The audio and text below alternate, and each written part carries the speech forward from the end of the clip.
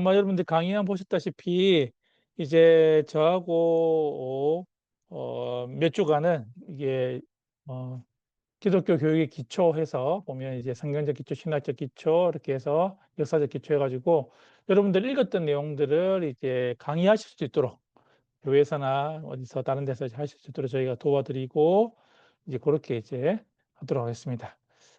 예, 오늘 내용이 좀 많아서요. 바로 시작하도록 할게요. 예, 공유해서 시작하도록 하겠습니다.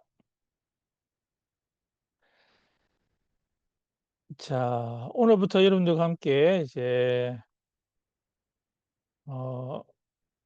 파츠미니오의 책 보면 기독교 교육 기초 아마 다 이제 과제를 다 하셔가지고 제출해 주시는데 아마 뭐 읽기 쉬운 내용도 있고 그리고 조금 이제 이해되지 않는 내용도 있고 번역이 좀 이제 그렇게 그런 부분도 있지만은 그래도 전반적으로 보면 이제 여러분들이 기독교 교육, 특별히 기독교 교육을 전공하신 분들로서 이제 기독교 교육에 대해서 가르치실 때에 또 교회에서라든지 또 다른 곳에서 이야기하실 때에 적어도 기독교 교육이 무엇인지에 대해서 이렇게 여러분들이 할 수 있도록 도와드리겠습니다. 한번 물어보겠습니다. 멋진 자동차를 만들려면 어떤 과목들이 필요할까요? 여러분들 생각하실 때 우리 자스민부터 자동차를 만들려면은 어떤 학문들이 과목들이 필요할까요? 한번 말해볼까요? 마이크 켜서. 그 예, 어떤 것을 만들려면 자동차. 멋진 자동차. 자동차를 아, 네. 만들려면 예, 일단 어떤 학문이 필요할까요? 타이어 필요하고. 예. 뭐 보면 일- 기기공학이 필요할 것 같고 네. 또 뭐 우리 다른 분들도 뭐가 필요한지 디자인, 하나 좀 디자인도 필요할 것 같고 또 편의시설 과학, 뭐 이런. 예, 관련된 것도 필요하고 그러면은 이제 뭐 기기공학 또 철강 또 뭐 이렇게 재료 또 보면 이제 요즘 같은 경우는 AI도 필요하니까 여러 가지 컴퓨터라든지 사실 자동차 한 대를 만들려도 보면 엄청나게 다양한 것들이 필요한 것이죠. 그래서 요즘 이제 학문에서는 통섭이라는 단어를 많이 씁니다. 보면 이제 학문 간에 서로가 같이 이제 연합하는 그와 같은 것들이 필요한 것이죠. 기독교 교육을 할 때 사실 우리는 자꾸만 이제 기독교 교육만에 갇혀 있는데 그게 아니라 기독교 교육 우리가 할 때도 보면 다른 학문 간에 그와 같은 관계성이 있다는 것입니다. 특별히 이 책 같은 경우에는 이제 기독교 교육과 연관된 학문들이 어떤 것이 있는지 그리고 그것이 어떻게 연결되어서 이게 우리의 삶에 특별히 기독교 교육에 있어서의 기초를 구성하는지에 대해서 이렇게 이야기한다는 것이죠. 여러분들이 아마 서론에서 읽으실 텐데 보시면은 데니스 로톨이라는 사람이 이제 올바른 교육을 위해서는 보면 무엇이 필요하나 할 때 우리가 교육을 한다 할 때 이게 교육을 우리가 실제로 할 때에 그러면 어떤 부분들이 필요하나라고 할 때에 이렇게 정리된 표가 있습니다. 여러분들이 서론해 보시면 이 책에 서론해 보시면 정리가 되어 있는데요. 첫 번째는 이제 문화적 보편적 개념. 시간이 흐르더라도 사실은 이제 변하지 않는 그와 같은 이제 내용들이 있다는 것입니다. 예를 들면 뭐 신학이라든지 뭐 성경이라든지 철학이든지 사실은 시간이 지나가더라도 변하지 않고 연속적으로 이렇게 흐르는 학문들이 있고요. 또 하나는 반대편에는 보면 시간이 지나면 바뀌는 것들, 뭐 문화적 변수들이라고 하는데 보면은 시간이 지남에 따라서 그것이 점점점 바뀌어져 가는 쉽게 말하면 이제 역사학이라든지 사회학이라든지 문학이라든지 이런 것들은 이제 시간이 지나면 이제 역사가 바뀌고 사회가 바뀌고 문화가 바뀌니까 그와 같은 것들이 있다는 것입니다. 그래서 보면 문화적으로 보편적 변하지 않는 개념과 변하는 개념 가운데 이 두 개념 가운데에 보면 이제 이 두 내용이 합쳐져 가지고 교육 보면 내용으로 나온다는데 중요한 개념은 뭐냐면 연속하느냐 아니면 변하느냐에 따라서 보면 이 두 가지를 합하였을 때에 이제 교육 내용 이것이 이제 교육 내용으로 나오고 그리고 교육학적 기초가 되고 그리고 이것이 교육의 원리가 되고 그리고 이것이 교육의 실제가 되는데 여기서 이제 교육의 원리가 나올 때 이게 하나의 또 변수가 있는데 이것은 개인적이거나 집단적인 변수 쉽게 말하면 심리학 같은 그와 같은 개인적이거나 집단적인 변수들이 있을 때 이게 이와 같이 다양한 요소들이 있다는 것입니다. 우리가 교육을 한다 할 때에는 보시면은 이와 같이 보면 연속적인 개념과 변하는 개념 가운데에 이것들이 합쳐져 가지고 내용으로, 원리로, 실제로 이렇게 된다는 것이죠. 그래서 이 책에서 보시면은 이제 뭐 성경적, 철학적, 신학적 변하지 않는 개념과 그리고 변하는 역사적, 사회적, 문화적 변하는 변수들과 그리고 개인적이거나 집단적인 변수, 심리학적 기초. 그래서 보면 기독교 교육이라 할 때는 다른 학문들과 어떻게 연결되어서 이것이 교육에 실제로 나오는가라는 것들을 우리에게 보여주고 있다는 것입니다.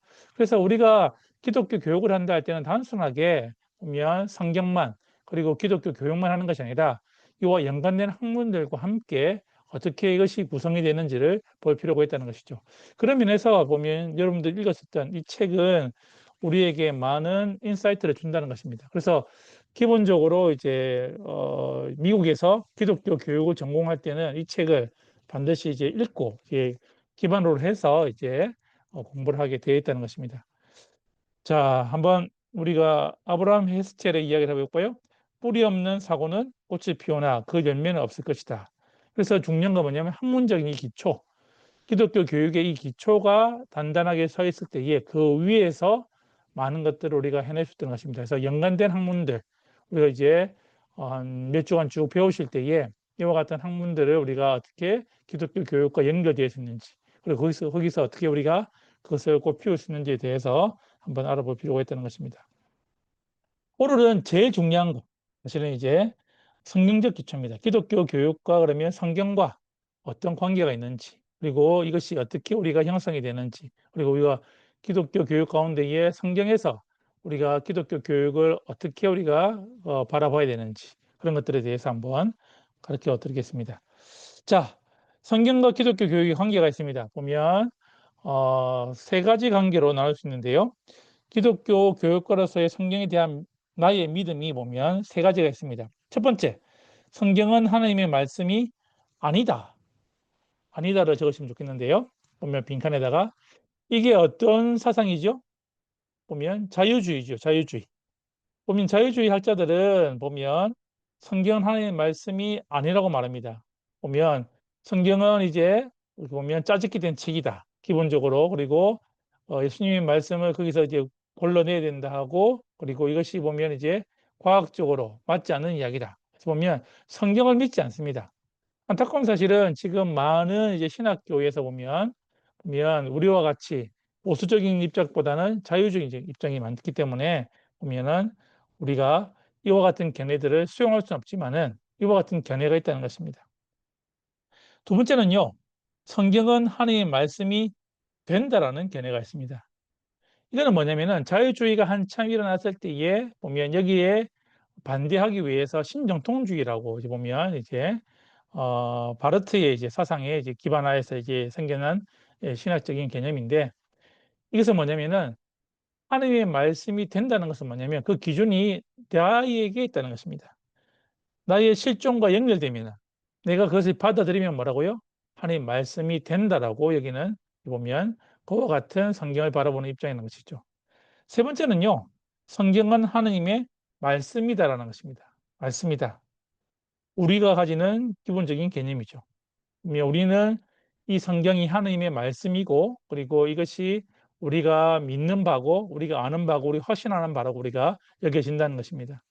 근데 안타까운 사실은 이제 많은 경우에 보면 기독교 교육을 하거나 신학을 할 때에 성경을 기반으로 우리가 해야 되는데 이것을 믿지 못하는 가운데에 활동하는 분들이 더 많다는 것입니다.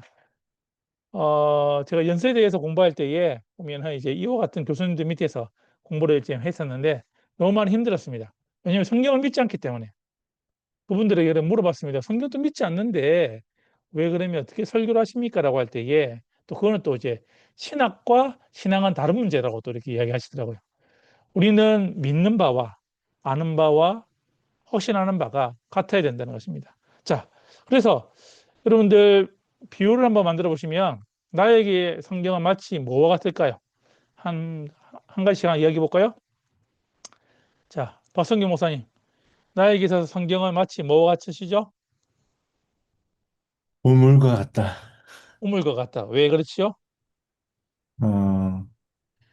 성경을 잘 찾아보면 보물이 잘 이렇게 쉽게 눈에 띄진 않는데 뭐 예, 찾아보면 귀한 것이 보이잖아요. 그게 예, 보물. 예. 성경도 그냥 봤을 때는 어렵고 힘든데 잘 음, 찾아보면 이제 보물 같은 말씀들이 많이 예, 있더라고요. 예. 보물과 같다. 예. 예, 좋습니다. 우리 김성경 목사님, 나에게서 성경은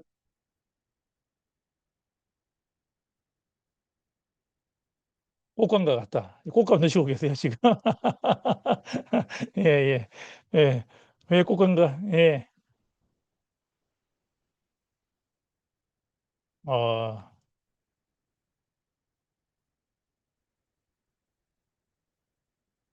예, 좋습니다.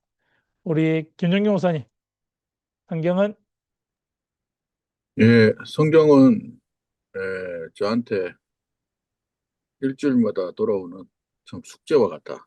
국제와 같다. 예. 설교도 하셔야 되고, 또 해야 되니까. 예, 예. 좋습니다. 우리 자스민은, 성경은, 저는 약간 빵 같은 느낌인 것 같아요. 빵. 완전 필요한 거 다 들어가는 그런 것입니다. 예, 꼭 필요한 거, 우리 삶에. 여러분들이 아마 다 말씀하신 대로 아마 성경은 우리에게 마치 기초와 같고, 보면 모퉁이돌과 같고, 잣대와 같고, 근원과 같고, 렌즈와 같고, 여러분들이 다 붙이기 나름입니다. 여러분들이 혹시나 나중에 강의하실 때에 거기 있는 구성원들에게 여러분들에게서 성경은 무엇인가, 자기의 삶에 있어서 중요한 건 뭐죠? 우리의 삶의 빵과 같고, 그리고 보물과 같고, 숙제와 같고, 그리고 꽃감과 같이. 사실은 내 삶에 있어서 가장 중요한 것 중에 하나, 그리고 내 삶의 기준을 잡는 것이 바로 성경이 되어야 한다는 것입니다. 그래서 이 성경에서 그러면은 도대체 기독교 교육을 어떻게 하는가? 구약에 있어서의 교육에 관한 본문들, 그 신약에 있어서의 교육에 관한 본문들을 우리가 보면서 여러분들이 교사 교육을 하시든지 아니면 부모 교육을 하시든지 간에 보면 성경에서 말하는 교육이 무엇인지를 우리가 분명히 알 필요가 있다는 것입니다. 아마 여러분들이 아마 이 책을 쭉 읽으셨을 때에 그와 같은 본문들에 대해서 파주민요가 정리한 것들을 쭉 보는데 한번 정리해 드리겠습니다. 중요한 구절 할 때에 보시면은 이제 신명기 말씀과 시편 말씀이 있는데 신명기 6장 1절에서 9절에 있어서의 가장 중요한 교육의 원리는 뭐냐면 우리가 이제 시험을 하는 본문이죠. 보면 이 본문에 있어서의 교육적인 원리는 목표는 하나님의 사랑입니다. 그렇죠? 보면 이스라엘에 들으라 보면 우리 하나님 여호와시니 유일한 하심이 너는 마음을 다하고 뜻을 다하고 힘을 다하여서 내 하나님을 사랑하라. 보면 어떻게 하나님을 사랑할 수 있는가에 대해서 이야기를 하면서 그것을 가르치는 교사는 하나님과 부모, 그러니까 하나님의 대리인으로서의 그 부모가 자녀에게 그것을 가르치라고 이야기한다는 것입니다. 그리고 그 방법은 가르침과 본보기, 그렇죠? 가르칠 뿐만 아니라 그것을 본을 보이라는 것입니다. 이 본문에서 말하고 싶은 것은 부모는 자녀 교육에 있어서의 1번지 책임자라는 것입니다. 그래서 보면 구약에서든 신약에서든 우리가 자녀를 교육할 때에 교회가 아니라 가정이 우선인 것이고요. 가정이 가장 좋은 교육 환경이 되어야 한다고 말한 것입니다. 그리고 보면 여기서 형식적, 비형식적 교육이 함께 가야 한다. 네 가지 L로 표현할 수 있는데요. 이거는 강의 안에 적어보시면 좋겠는데요. 첫 번째, 여기서 말하는 것이 뭐죠? 부모가 먼저 참 하나님을 알고 보면 런이죠. 알고 그 하나님의 모든 것을 사랑하고 러브죠. 그리고 그분의 말씀을 순종함으로 살고 라이브죠. 그리고 그 다음 세대에게 그것을 물려주고 떠나라는 것입니다. 그래서 보면 마지막으로 보면 리브라에서 보면 이 네 가지 L 사실은 신명기에서 우리에게 말씀하시는 교육의 가장 큰 틀은 보면 하느님 사랑을 가정에서 그와 같은 것들을 하라고 우리에게 말씀하고 있다는 것입니다. 그렇다면 이와 같은 것 어떻게 교육적인 적용을 할 수 있을까요? 교회에서는요. 어떤 활동으로 우리가 할 수 있겠죠? 이 본문을 가지고 여러분들이 활동을 한다면은 예를 들면은 부모와 함께하는 뭐 예배라든지 뭐 큐티라든지 아니면 가정 예배라든지 이런 것들이 사실은 이제 쭉 나올 수 있다는 것이죠. 여러분들이 나중에 강의하실 때는요, 이 본문들을 이제 나누어서 그룹별로 나누어서 이제 먼저 답을 찾아보라, 성경을 읽고 찾아보라 하고 난 다음에 이렇게 하시면 더 효과적이십니다. 자, 신명기 보면 이제 두 번째 본문 보면 31장은 우리에게 뭘 말하고 있을까요? 보면 교육적인 원리는 뭐냐면 보시면은 이제 하나님의 백성은 그가 받은 가르침에 대해서 어떻게 한다고요? 반응해야 된다라고 우리에게 말하고 있다는 것이죠. 신명기는 여러분들이 잘 알다시피 세 편의 설교로 이제 구성이 되어 있잖아요. 과거, 현재, 미래. 과거는 뭐죠? 1장부터 4장까지 기억과 망각. 너희들 하나님의 말씀을 기억하고 망각하지 말아라. 5장부터 28장까지는요. 현재에 대해서 얘기하죠. 순종과 불순종. 너희들 하나님의 말씀에 순종하고 불순종하지 말아라. 그리고 29장부터 30장까지는 보면 미래에 대해서 축복과 저주. 무슨 말이죠? 너희들이 하나님의 말씀을 기억하고 순종하면 축복을 받겠지만은 너희들이 그것을 망각하고 불순종하면은 저주를 받는다라는 내용들이 신명기의 세 편의 설교의 핵심인 것입니다. 그래서 모세가 말하기는 뭐예요? 선택하라는 것이죠. 너희들이 어떻게 선택할 거냐. 그래서 가르침은 뭐냐면 가르침에 대해서 신명기의 말씀은 반응해야 될 책임이 있다는 겁니다. 교육은 바른 반응을 선택하도록 하나님의 말씀을 선택할지 순종할지 거부할지를 어떻게 할까요? 그들이 선택하도록 어떻게 할까요? 이끌어가는 것이 교육이라는 것입니다. 그래서 보면 설교나 큐티에서 뭐죠? 우리가 결단하도록 그리고 그것이 내 삶 가운데 적용되도록 하는 것이 중요하다는 것입니다. 신명기 31장은 우리에게 그것을 말해주고 있는 것입니다. 그래서 여러분들이 뭐 적용을 시킨다면은 뭐 설교에서든지 아니면 뭐 결단이라든지 이런 것들을 우리가 그렇게 적용할 수 있는 부분들이 있습니다. 세 번째 본문은요, 신명기 32장입니다. 보시면은 이제 32장 2절에 보시면 내 교훈은 비처럼 내리고 내 말은 이슬처럼 맺히나니 연한 풀이에 가는 비 같고 채소의 단비 같다다.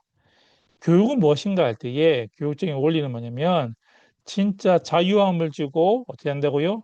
내 삶 가운데에 내 죄 가운데에 그것을 해방시키는 것이다.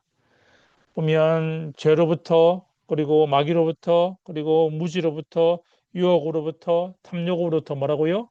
나를 자유케 하고 해방시키는 것. 바른 교육의 목적은 여기 있다는 것입니다. 그래서 교육은 반드시 뭐라고요? 변화를 낳아야 한다는 것입니다. 인포메이션이 아니라 트랜스포메이션. 교육은 내 삶에 있어서 정보를 제공하는 것이 아니라 그 삶을 통하여서 뭐라고요? 변화를 일으키는 것. 진짜 어떻게 할까요? 사람들의 삶 가운데에 그 사람들이 그 변화를 통해서 삶이 달라지는 것들을 우리가 나아가야 한다고 말씀하고 있다는 것입니다. 네 번째 본문은요. 시편 본문인데 이거는 여러분들이 국문학 교사 훈련할 때에 참 좋은 본문입니다.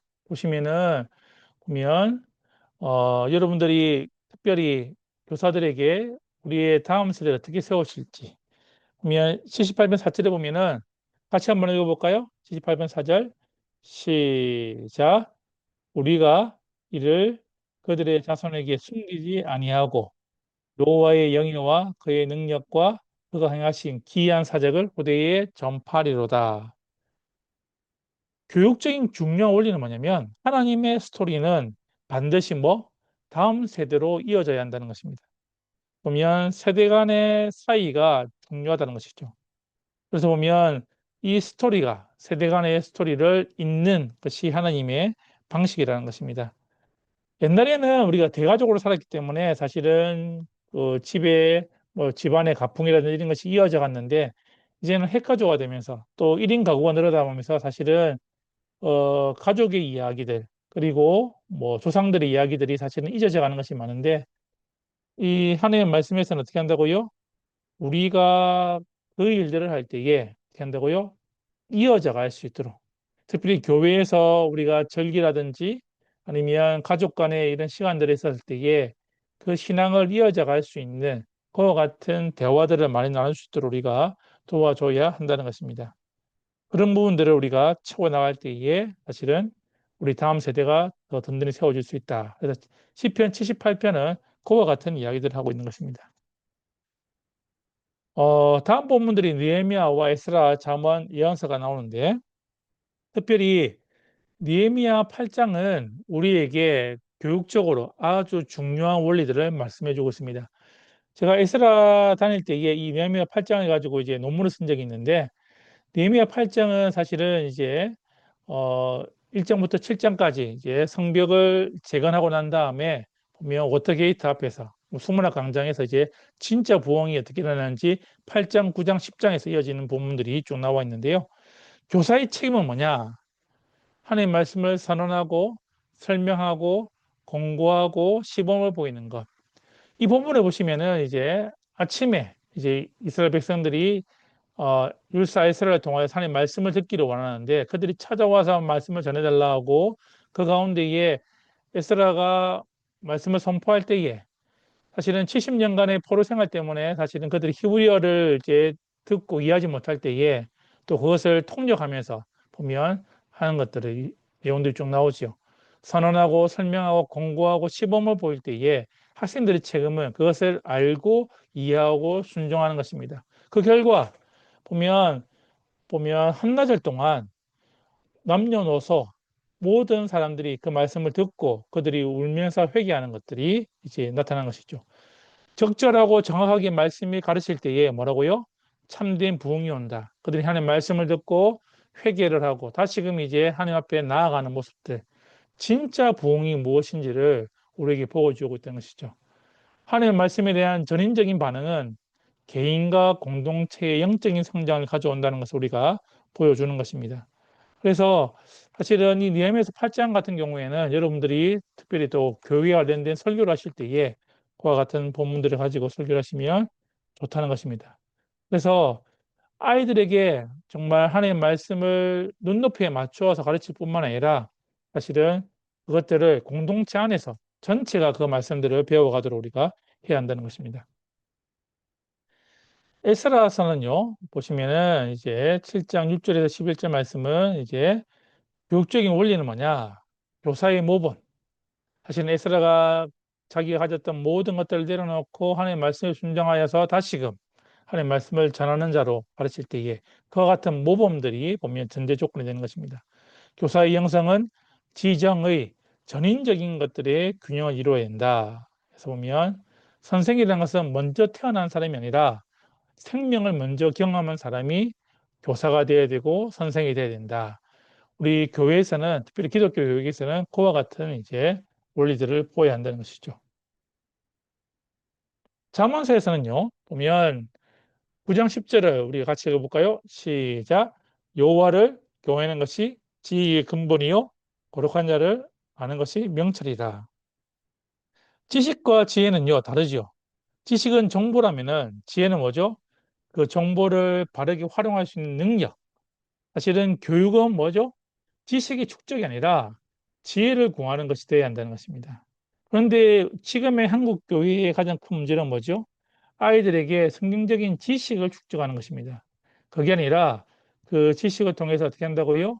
하나님의 지혜를 구하면서 살아가도록 성경적 원리는 매일의 삶에서 어떻게 이것을 적용할지를 참된 지혜는 하나님을 경외함으로 나온다는 것을 우리가 알고 이것을 어떻게 적용할지를 우리 아이들에게 가르쳐 줄 필요가 있다는 것입니다. 그래서 실제적인 삶에 연결하는 것들이 사실은 필요하다는 것이죠. 예언서입니다. 우리 한번 어거스틴의 말을 한번 읽어볼까요? 시작. 소망은 사랑스러운 두 딸이 있다. 노여움과 용기이다. 노여움은 자신의 현 상태에 대한 노여움이고 용기는 지금 상태를 유지할 필요가 없다는 것을 볼 수 있는 용기다. 우리가 사실은 하나님의 말씀을 볼 때에 특별히 하나님의 말씀을 대면할 때에 보면은 거룩한 분노, 그렇죠? 내 상태에 대해서 그와 같은 노여움이 있어야 되고 그것을 해결할 수 있는 용기가 필요하다는 것이죠. 특별히 이제 예언서라 표현됐지만 선지서에서 보면 많은 선지자들이 하나님의 말씀을 선포할 때에 그 부조리한 사회가 개선되기를 그리고 부조리한 나라가 바뀌기를 외칠 때에 사실은 이와 같은 선지서는 우리에게 지금의 우리의 삶도 크게 울림이 있다는 것입니다. 그래서 교육적 원리는 뭐냐? 기독교 교육은 하나님에 대한 그 백성의 책임을 일컬어 주시는 겁니다.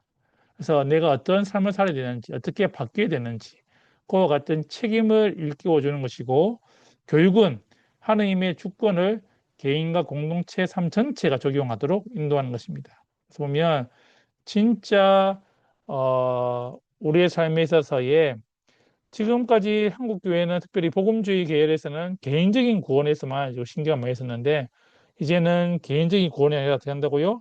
보면은 공동체성, 보면 내 주위뿐만 아니라 우리 주위의 지역이나 사회라든지 이런 것들에 있어서의 변화들을 우리가 강구해야 된다는 것입니다. 그래서 보면 기독교 교육이 이와 같이 보면 구약에서는 다양한 내용들이 있다는 것입니다.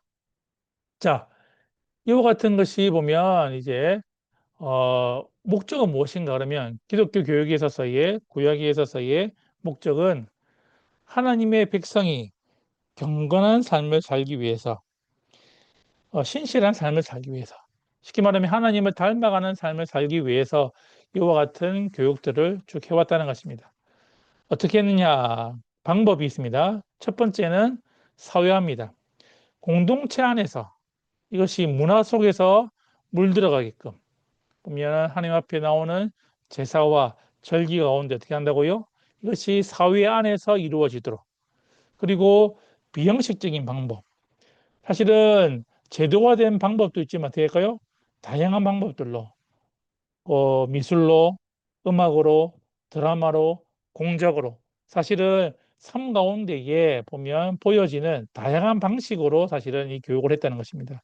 그래서 우리가 지금 아이들을 가르칠 때에 사실은 이와 같이 그들의 삶 가운데에 사회화가 일어나도록 할 뿐만 아니라 형식적인 것과 비형식적인 것들을 같이 이제 할 수 있도록 우리가 가르쳐야 한다는 것입니다. 특성은요, 보면 교육은 하나님의 백성들의 가장 중요한 활동이었다는 것입니다. 모든 삶의 중심에 보면 교육이 있었다는 것이죠.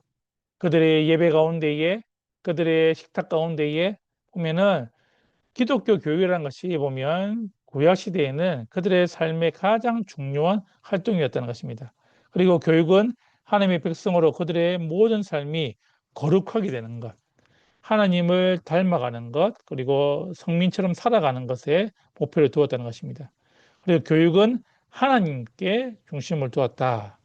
그리고 교육은요, 그냥 이론적인 것이 아니라 그들의 삶의 실제적인 것이었고, 그리고 그 결과를 낳는, 열매를 맺어가는 그와 같은 형태로 자랐다는 것입니다. 우리는 사실은 지금까지 학교 교육 같은 경우에 헬라 교육을 많이 했는데, 사실은 히브리 교육은 지식이 아니라 말씀드린 지혜, 내 삶 가운데에 사실은 실제적으로 그것을 경험하고 그 가운데에 내 삶이 변화되는 것이 중요한 것인데, 사실 우리가 그것을 놓치고 있는 것을 돌아보아야 한다는 것이죠. 그렇다면 누가 교사인가? 이제 구약 시대 때는 다양한 교사들이 있는데, 첫 번째는 하나님입니다. 하나님 자신이 말씀하시고 가르쳤습니다. 그리고 두 번째는 부모가 가정 중심으로 안식일마다 아이들에게 그 말씀을 가르쳤을 뿐만 아니라 상징과 모형, 예를 들면 제사 같은 것이죠. 극적인 의식, 절기와 같은 것, 가족의 의식, 민족의 공동체 의식. 사실은 촘촘히 그들이 하나님 말씀에 대해서 어떻게 배워야 되는지, 부모로부터 그리고 어떻게 살아야 되는지 본을 보였다는 것입니다. 세 번째는요, 선지자입니다. 선지자들이 이제 보면 이제 이스라엘 백성들을 가르쳤는데, 목적이 하나님이 누구신지를 알고 하나님의 기대가 무엇인지를 알게 하는 것이죠. 여러 가지 활동이 있었죠. 예언도 하고 책을 기록하기도 하고 선지학교를 만들기도 하고.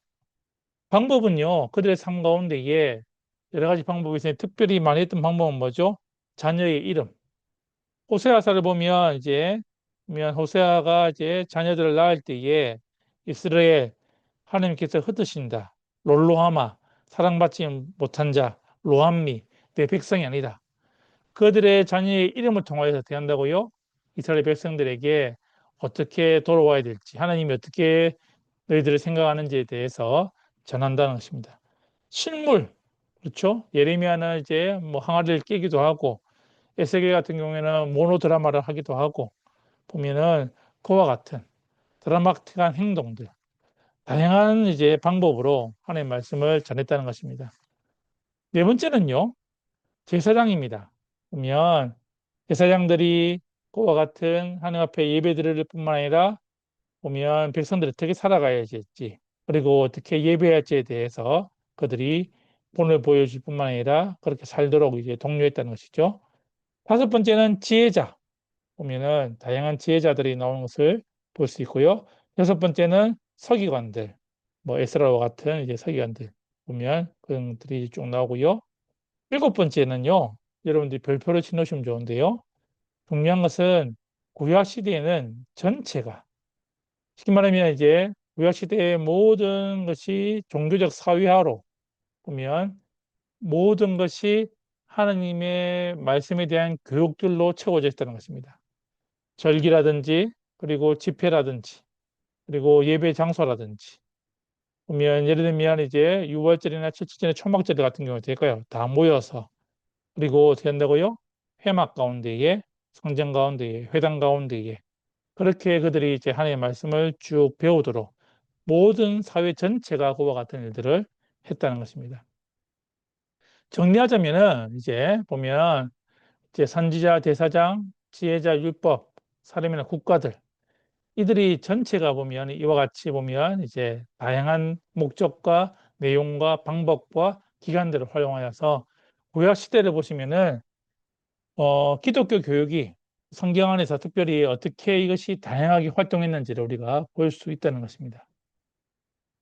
자, 그렇다면 이제 신약에 있어서의 우리가 정리를 할 필요가 있다는 것이죠. 자, 신약 중요한 구절은요. 보면 마태복음 28장부터 쭉 시작이 되는데 마태복음 28장 18절에서 20절 말씀은요. 기독교 교육에 있어서 특별히 신약에 있어서의 중요한 본문 가운데의 하나입니다. 여기는 보면 마치 이제 햄버거와 같이 양 사이드에 이제 두 개의 복 가운데에 보면 이제 중요한 고기와 같은 하나님의 명령이 있는 것이죠. 제가 그때 말씀을 드렸죠. 보면 이거를 사자성어로 뭐라 그러죠, 우리가? 보면 지상명령을 하죠. 그 지상명령을 할 때에 보시면은 여기서 말하는 지자가 제가 어떤 지자라 그랬죠? 보시면은 보면 지자가 보면 땅 지자가 아니라 보면 이를지 따를지 예수님 믿는 사람들은 반드시 따라야 되는 그와 같은 명령이 보면 이 명령인 것이죠. 자, 중요한 단어가 뭐였죠? 여러분들 가라, 제자 삼아라, 세례를 주라, 가르쳐 지키게 하라. 동사가 네 가지가 나오는데 가장 중요한 동사는 뭐지요? 그때 한번 설명 듣던 것 같은데. 자, 어느 동사가 가장 중요한 동사입니까? 헬라어 원문으로 보면은 동사는 하나밖에 없죠. 제일 중요한 것은 제자 삼아라가 제일 중요한 것입니다. 가는 이유도, 세례를 베푸는 이유도, 가르쳐 지키게 하는 이유도 뭐라고요? 제자 삼는 것입니다. 그래서 기독교 교육의 원리는 뭐냐 할 때는 기독교 교육은 예수님의 제자, 어떤 제자? 작은 제자를 만드는 데 초점을 두는 것입니다. 그래서 보면 우리가 기독교 교육을 할 때에 특별히 신약 성경에서 이 본문에서는 우리가 해야 될 일이 뭐냐, 지상명령이 뭐냐 할 때는 제자를 만드는 것. 그리고 교사가 비전과 성과 추억과 미션을 함께 뭐 할 때에 나눌 때에 제재가 된다는 것입니다. 우리가 보면 아이들에게 진짜 한 명이 도제식 교육처럼 될까요? 제자를 만드는 것이 우리의 사명이 되어야 한다는 것입니다. 그래서 기독교 교육에 있어서 제일 핵심적인 게 뭐냐면 신약 시대에 우리에게 주시는 말씀은 제자를 삼는 것입니다. 누가복음의 이제 이 본문은 어떤 본문이냐면 엠마오로 가는 두 제자를 만나시고 예수님께서 함께 하시는 그와 같은 본문이 누가복음 24장의 내용인데요. 여기서 여러분들 보면 예수님께서 제자들을 만나실 때 어떻게 대하시죠? 그들에게 이제 질문하시고 대화하시면서 될까요? 나중에 그들 스스로가 어떻게 한다고요? 예수님이심을 깨달아 알게 하는 것. 그래서 교사는요, 질문하고 들어주고 대화함으로써 학생들이 진리를 뭐하게? 발견하게 하는 것입니다. 그런데 우리는 흔히 오해를 하죠. 우리는 주입식 교육으로 아이들에게 심겨주면 된다지만 그게 아니라 우리가 말하는 특별히 기독교 교육의 원리 가운데는 어떻게 한다고요? 아이들이 그것을 발견하도록 교사의 책임은 학생들의 뭐 사고를 개발해 주는 것입니다. 그래서 예수님의 방식은 뭐죠? 여러 사람들과 만나는 것을 보시면은 대화를 해보시면 될까요? 그들이 스스로가 사고하고 그들이 깨닫게 하고 그들의 삶이 변화시키는 것들. 그래서 우리가 교사의 책임은 그와 같이 예수님처럼 복음의 진리를 대한다고요? 그들이 스스로 깨닫게 하도록 쑤셔 넣는 것이 아니라 정답을 알려주는 것이 아니라 그들이 뭐요? 보면 스스로가 깨달아 알아가도록 우리가 도와주는 것이 중요하다는 것입니다. 사도행전은 우리에게 뭘 말할까요? 보시면은 사도행전은 우리에게 보시면은 교육적인 원리가 신앙의 공동체는 보면 교육이 발생하는 가장 중요한 장이다. 그렇죠? 1장부터 7장까지가 교회가 어떻게 시작됐는지, 그리고 8장부터 12장까지가 교회가 어떻게 확장했는지, 12장까지는 이제 예루살렘과 사마리아를 중심으로, 13장부터 어떻게 했죠? 이방을 중심으로 신앙 공동체가 어떻게 이제 생겨나는지, 그리고 그 가운데에서 기독교 교육이 어떻게 발생하는지에 대해서 우리에게 말해주고 있다는 것입니다. 그래서 가르침과 사회와 형식적인 교육과 비형식적인 교육은 마치 자전거의 두 바퀴처럼 뭐 함께 해야 한다는 것입니다. 그래서 우리가 보면 공동체 안에서의 그와 같은 이제 형식적인 거, 비형식적인 거, 그리고 그것이 교회 안에서와 보면 마치 이제 대그룹과 소그룹 가운데에 그와 같은 공동체가 중요하다는 것입니다. 그래서 지금 한국 교회가 공동체성을 우리가 지난 시간에 말씀드렸다시피 이뤄져 가고 있는데 그것이 아니라 사도행전에서는 우리에게 특별히 이 공동체성의 원리를 우리가 어떻게 회복하느냐가 중요한 것이죠. 고린도전서는요, 여러분들 이제 보시면은 우리의 기독교 교육의 일반 교육과 다른 점이 무엇인지를 알려주고 있습니다. 일반 교육에 있어서는 보면 뭐 좋은 선생님, 그리고 좋은 학생, 그리고 좋은 교육 내용, 좋은 교육 방법이 있으면, 그리고 철학이 있으면 그것이 다 되는데 기독교 교육은요, 그 중심에 성령님이 계셔야 됩니다. 왜요? 성령께서 우리의 모든 것을 깨닫게 하시고 모든 것을 알게 하시기 때문에 일반 교육과 기독교 교육의 가장 큰 차이는 성령님이라는 것이죠. 영적으로 성숙할수록 영적인 진리에 대한 뭐 이를 통해서 분별력이 일어나는 것입니다. 그래서 우리의 삶에 있어서 특별히 기독교 교육을 한다 할 때는 우리의 삶의 그 교육의 원동력이 무엇인지를 우리가 알 필요가 있다는 것이죠. 에베소서 4장은요 이렇게 되어 있습니다. 보면 이것은 성도들을 온전케 하여 그의 사역을 타협의 일을 하게 하는데 그 그리스도의 몸을 건축하려는 게 하는 것입니다. 이렇게 해서 보면 온전케 한다는 말이 있는데요. 온전케 한다는 말은 뭐냐면 헬라어로 보면 카타르티조라는 말입니다. 카타르티조라는 말인데 이것이 성경의 용례를 살펴보면 두 가지로 쓰이고 있습니다. 보면 이제 어부들이 그물을 깁다 할 때에 카타르티조라는 단어가 쓰이고요. 항해를 할 때에 짐을 다 채우다라고 할 때에 그때에 이제 카타르티조라는 용어가 쓰이는 것이죠. 기독교 교육의 가장 중요한 원리는 뭐냐 하면 아이들이 교회에 왔을 때 어떻게 할까요? 그 찢어진 마음을 어떻게 한다고요? 기본에는 그들의 마음을 그들의 삶을 온전케 할 뿐만 아니라 그들이 필요한 모든 것들을 채워서 다시금 세상 가운데 내어보내는 그와 같은 그리스도의 몸을 세워가는 그 일들을 해야 되는 것인데 교사의 임무는 코치와 같다는 것입니다. 마치 국가대표 선수들을 키울 때에 코치가 필요하듯이 우리 하나님 나라의 일꾼들을 키울 때에 그들에게 필요한 모든 것들을 채워주고 그들을 격려하고 독려하는 보면 그와 같은 코치가 필요하다는 것이죠. 에베소서에 보면 전신갑주가 나오지 않습니까? 그래서 보면 이제 그와 같이 무장과 훈련은 기독교 교육의 실제적인 목적이다. 그래서 보면 신약 성경에서 우리에게 말하는 것은 단순하게 아이들을 돌볼 뿐만 아니라 어떻게 한다고요? 그들을 하나님의 일꾼으로 그리고 하나님의 군사로 무장하고 훈련시키는 일들을 해야 한다는 것입니다. 머리로 하는 것이 아니라 어떻게 한다고요? 진짜 삶 가운데에 그것을 실현해내는 그와 같은 것들이 필요하다는 것입니다. 그리고 목회서신, 사실은 이제 목회사신 같은 경우에는 이제 사도 바울이 그의 영적인 아들이었던 제자였던 보면 디모데와 디도에게 이렇게 보면 이제 편지를 쓰는 것이죠. 디모데에게는 에베소에서 이제 목회를 하는 디모데에게 그리고 그레스 섬에서 이제 사역을 하는 디도에게 이제 각각의 이제 현장에 맞추어서 그들의 필요에 따라서 그가 편지를 쓰고 그가 어떻게 대처할지에 대해서 말해주고 있다는 것입니다. 그래서 교육은 다양한 사람들의 다양한 필요에 맞추어서 어떻게 한다고요? 그 일들을 해야 할 뿐만 아니라 개인과 공동체, 각각의 디모데와 디도라는 그 개인뿐만 아니라 그가 속한 공동체의 영적인 성숙들을 동시에 추구해야 한다는 것입니다. 그래서 보면 진짜 각각 개인의 아이들을 돌볼 뿐만 아니라 사실은 그 공동체가 함께 성숙할 수 있도록 다양한 장과 다양한 방법들을 우리가 이제 할 뿐만 아니라 각 대상에 맞추어서 그들에게 필요한 것들을 채워줄 수 있는 그와 같은 교육이 되어야 한다는 것입니다. 자, 마지막 본문은요, 히브리서입니다. 한번 같이 읽어볼까요? 5장 12절과 13절 한번 같이 읽겠습니다. 시작. 단단한 음식물이 아니라 젖을 필요로 하는 사람은 아직 어린아이므로 올바른 가르침에 익숙하지 않다.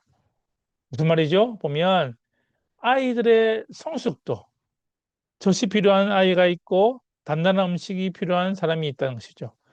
가르침은 학생들의 영적인 성숙도, 그 수준과 조건에 맞추어서 이루어져야 한다는 것입니다. 나이나 그리고 경륜이 아니라 그 아이의 영적인 성숙도에 따라서 가르침의 평가는 보면 그와 같이 이루어져야 한다는 것입니다. 그래서 많은 경우에 어떻게 하죠? 교회에서 보면 나이대로 이렇게 우리가 가르치는 것이 많은데 특별히 청년들이나 할 때 보면 그들의 영적인 성숙도를 보고 그들에게 더 깊은 교육 그리고 더 쉬운 교육들을 우리가 할 필요가 있다는 것입니다. 그래서 보면 교회 교육은 눈높이 교육이 아니라 보면 사실은 가슴 높이 교육. 그들이 얼마만큼의 신앙의 성숙도를 가지고 있느냐 여기에 따라서 우리가 맞추어서 할 필요가 있다는 것입니다. 자, 그래서 보면 1세기 때에 볼 수 있는 교육 자료들을 살펴보면은 이제 보면 예수님의 사역도 있고 사도들의 가르침도 있고 그리고 초대교회의 다양한 실천들도 있고 편지들도 있고 그래서 보면 이와 같이 1세기 때에 보면 교육 자료들 우리가 다양하게 볼 수 있다는 것입니다. 근데 놀라운 사실은 1세기 때도 구약 시대와 같이 가정을 중심으로 그리고 사도들을 중심으로 그리고 교회 공동체 사실은 개인뿐만 아니라 공동체가 함께 하도록 했던 것입니다. 그래서 구약의 가르침이나 신약의 가르침이나 사실은 그것이 크게 다르지 않는 것이죠.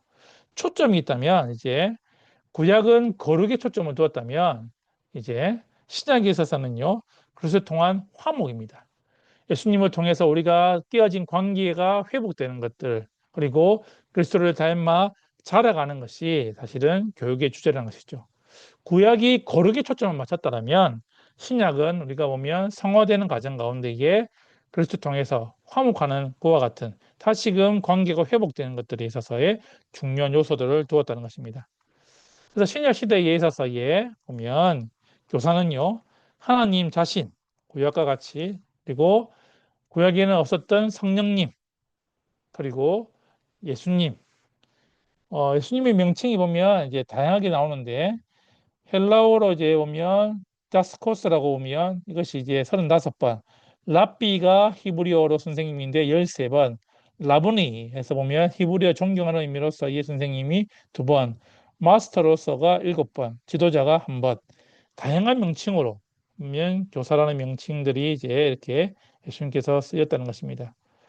예수님의 방법은 무엇이었을까요? 구약 시대와 같이 사회화 보시면 이제 개인적인 구원뿐만 아니라 사실은 공동체 간에 진짜 이 세상을 회복시키기 위해서 그와 같은 것들을 하셨다는 것입니다. 그리고 비형식적인 수단, 삶의 본과 말과 행동으로 사실은 예수님께서 그 사람들에게 보였을 뿐만 아니라 제일 중요한 것은 뭐죠? 제자화입니다. 제자라는 단어가 142번 사용되어 있습니다. 보면은 예수님께서 우리에게 주신 명령도 제자화고 그리고 우리가 따라야 될 삶의 본도 제자라는 것입니다. 예수님의 방법은요, 보면 다양한 방법을 하셨죠. 강의도 하시고, 질의응답을 하시고, 스토리텔링도 하시고, 실물로 보여주기도 하고, 프로젝트로 이렇게 구체적으로 세워서 가시기도 하고, 토의도 하고. 무슨 말일까요? 우리의 교육이 사실은 다양해야 한다는 것입니다. 아이들에게 우리가 성도님들에게 교육할 때에 강의식만 하는 것이 아니라 이와 같이 다양한 방법으로, 다양한 모습으로 예수님처럼 가르칠 필요가 있다는 것입니다. 그의 원리는요, 인식, 사람들의 필요를 인식했을 뿐만 아니라 관계, 그리고 주로 예수님께서 관계를 통해서 그들에게 나아가셨고, 권위, 다른 사람들과 다른 진짜 하나님의 권위가 있는 것을 보여주셨고, 전인적인 거로 지정의, 모든 것들을 포함하여서 가르쳤을 뿐만 아니라 비형식적인 거, 보면 이제 말이라든지 행동이라든지 보면 그의 삶 전체가 뭐라고요? 교육이었고, 특별히 제자들을 만드시는 것들을 보게 되는 것입니다. 그래서 우리가 예수님을 닮아간다 할 때는 교육의 방법에서도 우리가 그와 같은 부분들이 필요하다는 것이죠. 그리고 네 번째는 뭐죠? 부모. 에베소서나 골로새서 보면 어떻게 하죠? 아이들, 자녀 양육에 있어서의 부모가 교사가 되라고 우리에게 말씀하고 있고, 다섯 번째는 교회 공동체. 교회가 보면 그와 같은 일들을 감당해야 되고요. 그리고 사도들, 그리고 이제 보면 교사와 목사. 에베소서 보면 이제 교사와 목사가 하나로 묶이듯이 보면 우리가 반목회를 해야 될 부분들이 있다는 것입니다. 자, 이와 같은 것들을 기준으로 해서 보시면 여러분들이 아마 책에서 보셨을 텐데 에드워드 힐이라는 사람이 보면 이제 예수님의 이제 두 가지 지상 명령과 지상 계명. 지상 계명이 뭐죠? 보면 하나님 사랑, 이웃 사랑하는 것들. 지상 명령이 뭐죠? 보면 가서 세례를 주고 가르쳐 지키게 하고 그리고 보면 이제 제자 삼는 것. 그래서 보면 여기서 다섯 가지 원리가 나옵니다. 하나님 사랑이 이제 예배고 이웃 사랑이 봉사라면은 가는 것이 전도고 가르치는 것이 교육이고 세례를 준다는 것이 하나가 되는 교제를 말했다면 이것을 다섯 가지 원리로 이제 말을 해서 우리가 흔히 교회에서 말하는 다섯 가지 원리가 있죠. 보시면은 보면 이 다섯 가지 원리 보면 이 전도 보면 야구장 모델인데요. 1루가 전도, 2루가 교제, 3루가 봉사, 보면 홈이 이제 교육이라면 가장 중심에는 뭐예요? 예배가 있는 보면 이제 그와 같은 형태의 이제 보면 이제 모습이 나온다는 것입니다. 그래서 우리가 구약과 신약에서의 이와 같은 성경적인 원리를 가지고 나왔을 때에 교회에 어떻게 적용해야 되는가 할 때는요. 이 다섯 가지 원리 보면 전도를 위한 교육, 교제를 위한 교육, 섬김을 위한 교육, 그리고 교육, 왕국을 위한 교육, 보면 이제 교육을 위한 교육, 그리고 예배를 위한 교육. 뭐뭐를 위한 교육도 되지만은 뭐뭐를 통한 교육도 되는 것입니다. 전도는 뭐죠? 캐리그마, 우리가 잘 알죠? 보면 선포라는 거죠.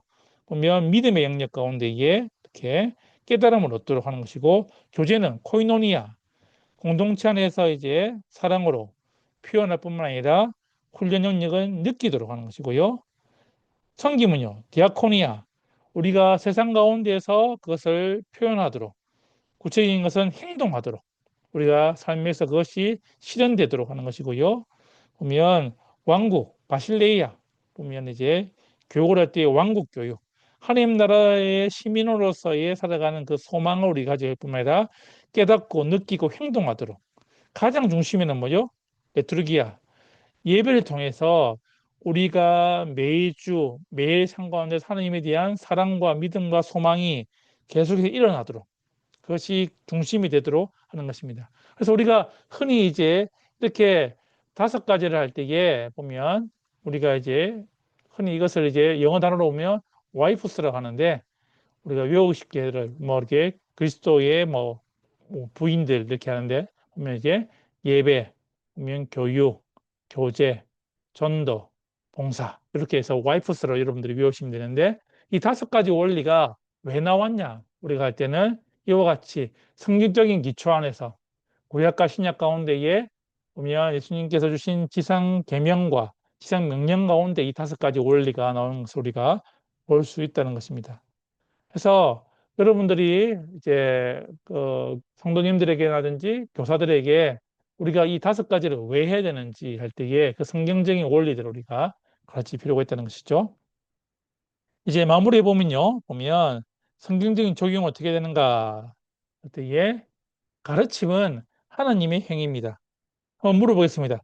하나님이 가르쳤습니까? 예, 가르쳤죠. 예수님은 가르쳤습니까? 예수님도 가르쳤죠. 성령님도 가르쳤습니까? 가르쳤죠. 그러므로 뭐죠? 나도 될까요? 하나님과 같이 가르쳐야 한다는 것입니다. 가르침은 하나님의 행위입니다. 그렇기 때문에 우리는 이 가르치는 일을 우리가 등한시할 수 없다는 것이죠. 두 번째는요, 가르침은 기독교 공동체에게 주어진 본질적인 의무라는 것입니다. 그래서 교육이라는 것은 어떻게 한다고요? 기독교 공동체가 당연히 해야 되고 마땅히 해야 될 의무라는 것입니다. 성경은 기독교 교육의 기초이며 뿌린 것입니다. 그래서 우리가 성경적인 기초가 가장 중요한 기독교 교육에 있어서의 뿌리가 되는 것입니다. 그리고 성령님은 기독교 교육의 동력이시고, 그리고 교육은 영적인 성장을 위한 것입니다. 그리스도를 사랑하고 닮아가고 섬기도록.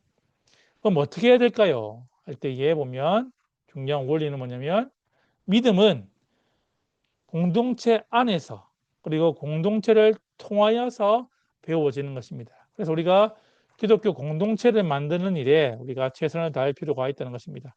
좋은 공동체 안에서 그리고 그것을 통하여서 우리가 배우게 되는 것이죠. 그래서 참된 기독교적 가르침을 위해서는 다중 여러 종류의 교사가 필요하죠. 예를 들면 뭐 장로님, 권사님 요 같이 다양한 사람들이 다중의 사람들이 필요하고 다양한 교사가 필요하다는 것입니다. 해서 교회 안에서는 많은 사람들 그리고 다양한 교사들이 어떻게 이 일에 동참해야 되는 것이죠. 교육적인 형식은 총체적이 됩니다. 형식적, 우리가 제도적으로 보면 의도적으로 해야 될 것도 필요하지만 비형식적 보면 오히려 아이들에게 본을 보이는 것이 더 중요하고요. 더 중요한 것은 사회화. 이것이 어떻게 될까요? 공동체와 문화가 접촉하면서 어떻게 될까요? 삶에서 생활화가 되는 그와 같은 방법들이 필요한 것입니다. 그래서 교육의 방법은 가르치는 대상과 상황에 따라서 어떻게 된다고요? 달라져야 하는 것들을 우리에게 보여주고 있다는 것입니다. 그래서 여러분들이 이제 한번 배운 것들을 한번 여러분들이 이제 한번 이제 정리해 보시고 어제 읽었던 거하고 여러분들이 이제 오늘 배웠던 것들을 잘 정리하셔가지고 한번 또 강의안들을 마무리하시면 좋으실 것 같습니다.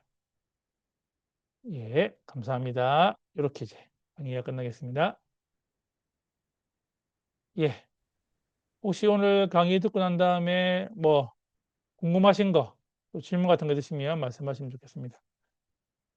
이렇게 해서 한 1시간 정도 이렇게 될 것 같습니다. 예, 그 교수님 저기 56페이지 도표 예, 도표. 예예 예. 그 좀 설명을 좀 해주시면 참 다시 한번 설명해 아, 주시면 구약금 아닌가요? 아니요 그 도표 우리 책자에 야구장 보면 모델? 예 공동체를 위한 교육 그다음에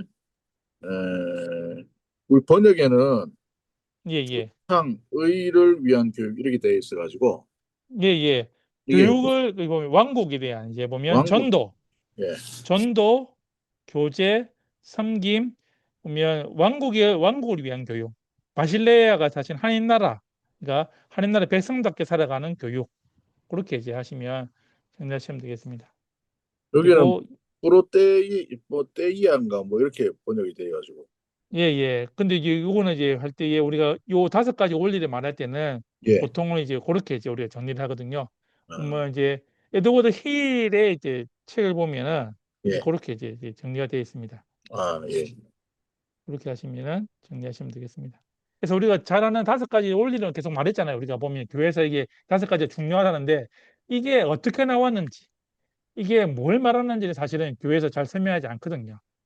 그러니까 여러분들이 이제 설명하실 때에 지상 계명, 그리고 지상 명령. 여기서 이제 5가지가 원리가 나왔고, 야구장 모델. 예배가 그 가운데 제일 중심에서 이제 전도, 교제, 봉사, 교육이 이렇게 같이 돌아가도록 그렇게 이제 하시면은 제일 좋은 예, 설명하실 수도 있고 이것이 왜 우리 교회에 우리가 핵심적인 사역이 5가지 요소가 되는지에 대해서 이야기하실 수가 있다는 것입니다. 성경적으로 이렇게 이것을 설명하실 수 있도록 이렇게 여러분들이 하시면 되겠습니다. 예, 오늘 또 수고하셨고요. 우리 오늘은 김성경 목사님 기도해 주시고 마치면 좋겠습니다. 예, 김성경 목사님 기도해 주시고 마치도록 할게요. 예, 네.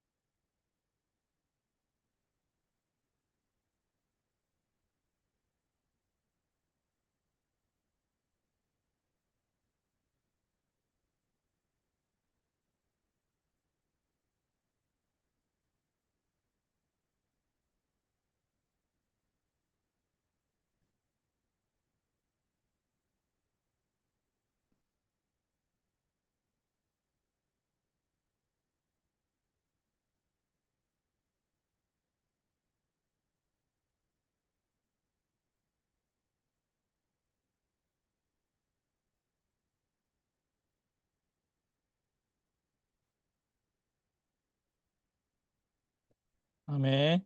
예, 수고하셨고요. 그러면은 신학적 기초를 그러면은 다다음 주까지 내시면 돼요. 그러니까 거기 우리가 거기 화요일 수업이니까 그 다다음 주 그 수업할 때까지 이렇게 제출하시면 되겠습니다. 보면 신학적 기초는 그렇게 하시면 되겠습니다. 예, 메일로 보내도 수고하셨습니다. 되는 거죠, 예, 교수님? 메일로 되셔도 되고 카톡으로 보내셔도 되고 뭐 아, 편하실 때 이렇게 해서 보내주시면 감사하겠습니다. 예, 고생하셨습니다. 감사합니다. 예, 감사합니다. 예.